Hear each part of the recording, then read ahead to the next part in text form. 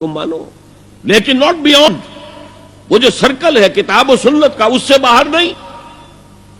لا طاعت لمخلوق فی معصیۃ الخالق، یہ آپ الجبرے کے فارمولے کے طور پر اپنے سامنے رکھیے. اب اسے اپلائی کیجئے جیسے فارمولوں کے ذریعے سے پھر بڑے بڑے وہ سم جو ہے وہ حل کیے جاتے تھے سوالات.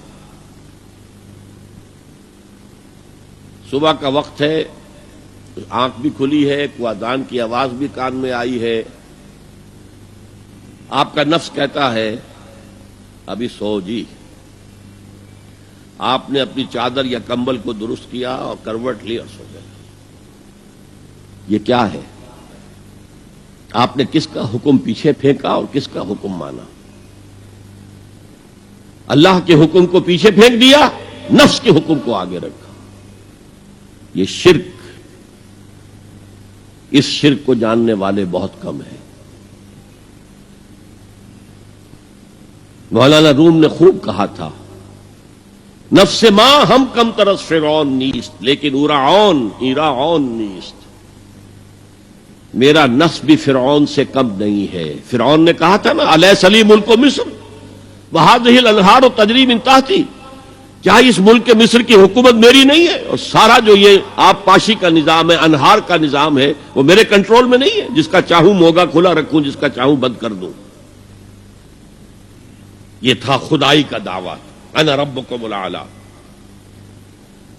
تو مولانا روم کہتے ہیں میرا نفس بھی اس سے کمتر نہیں ہے. وہ کہتا یہ جسم میرا ہے، اس پر میرا حکم چلے گا. میں نہیں جانتا کون اللہ کون رسول، کیا حرام کیا حلال. تو فرعون سے کم تو نہیں ہے میرا نفس. لیکن ایراعون، اس کی بہت مدد تھی، فوج تھی، لاؤ لشکر تھا، تو اس نے زبان سے بھی کہہ دیا کھل کر انا ربکم الاعلی. میں مسکین ہوں، غریب ہوں، میرے پاس کوئی طاقت نہیں ہے، میں زبان سے تو کچھ نہیں کہہ سکتا، اندر سے میرا نفس یہی کہتا ہے. یہ نفس کی حکومت قرآن کہتا ہے. میں حیران ہوتا ہوں، دو جگہ یہ مضمون آیا ہے. ارأیت من اتخذ الہہ ہواہ افانت تکون علیہ وکیلا. اے نبی تم نے دیکھا اس شخص کو، اس کے حال پر غور کیا جس نے اپنی خواہش نفس کو اپنا الہ بنا لیا ہے. اللہ اکبر. الہ، لا الہ الا اللہ. کلمہ توحید کا مرکزی لفظ یہاں آ رہا ہے. من اتخذ الہہ ہواہ، جس نے اپنی خواہش نفس کو اپنا معبود بنا لیا، الہ بنا لیا. افانت تکون علیہ وکیلا، کیا آپ ایسے شخص کی کوئی ذمہ داری لے سکتے ہیں؟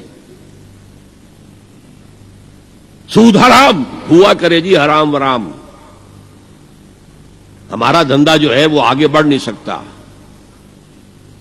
تو اللہ کے حکم کو پیچھے ڈالا، نفس کے تقاضے کو آگے رکھا. کون معبود ہے آپ کا؟ نام عبداللہ رکھیے، نام عبد الرحمن رکھیے، ہے عبد النفس، نفس کے بندے، نفس کے غلام.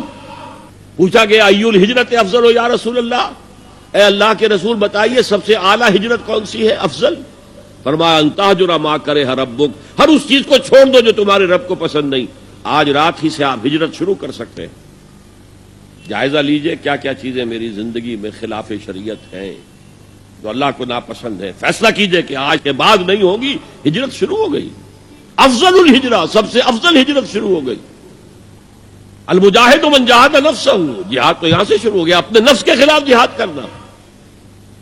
صبح نفس نے کہا ابھی سو جا، آپ نے نفس کی بات کو رد کیا، اپنا کمبل اٹھا کے پھینکا، اٹھے، وضو کیا، نماز کے لیے آپ مسجد چل دیے. آپ نے جہاد کیا نفس کے خلاف. یہ افضل الجہاد ہے.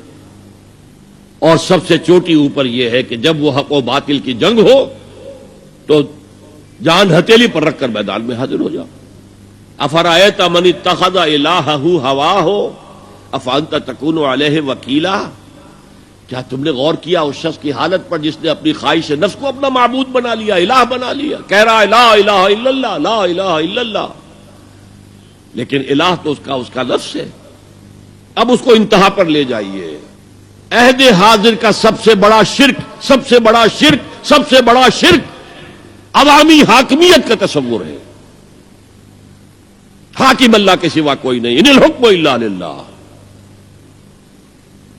ظاہر بات ہے فرعون نے اگر دعویٰ کیا تھا میں تمہارا خدا ہوں، انا ربکم الاعلی، تو کیا اس کا مطلب یہ تھا کائنات میں نے پیدا کی ہے، تمہیں میں نے پیدا کیا؟ ذرا سوچئے،